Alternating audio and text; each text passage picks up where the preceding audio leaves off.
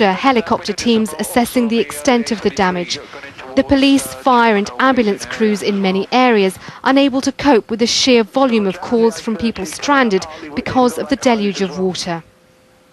In Sedgebarrow in Worcestershire, RAF helicopters airlifted more than 60 people to safety from the roofs and bedroom windows of their homes. For travellers, also chaos. Many vehicles were stuck on the M50 in Herefordshire for more than 6 hours because of the deep waters, while others spent the night in their vehicles on the M5 in Gloucestershire. I normally leave work at 3:30 on a Friday and get home by, say, 4:15 or 4:30. But I got in at 6:45 this morning. Many trains have also been cancelled, and air passengers didn't escape either. Heathrow cancelled a tenth of its flights. In several counties, emergency shelters were set up. Here in Oxfordshire, they called in the army to help. It is pretty miserable for the night, but we're trying our best. We're getting sleeping bags from the army under a scheme known as Military Aid to the Civil Authority. They've opened up a store in Bicester, and we're hoping those sleeping bags will be here fairly soon. And the worst may not be over, as flood warning sirens here in Horncastle in Lincolnshire signalled more rising water were on their way. Sejal Karia, BBC News.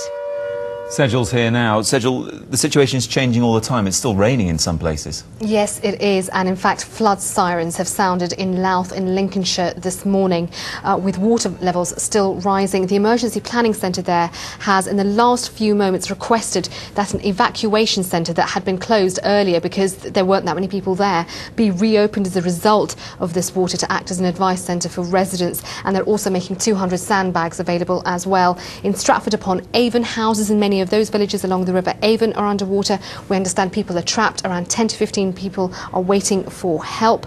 To go on to the situation to do with the airports, we heard from our very own Bill Turnbull earlier to talk about, he was telling us about Terminal 1 and how actually it's absolutely jam-packed at Heathrow. People are actually right out of the terminal building. I think we'll hear from Bill again in a moment. And BAA is saying that it's all down to the number of flights that were cancelled yesterday. A number of those passengers have rebooked or are rebooking for today, and that is what's leading to this backlog over in Heathrow. And just one bit of really quite important news from West Midlands ambulance service, who is saying that they're really making a plea for no more people to contact them unless it's an absolute emergency. They say that they've been absolutely inundated with calls, and also they're asking for off-duty ambulance staff who are available to work to contact their local emergency operations centre. They're close to desperate. Sejal, thank you very much.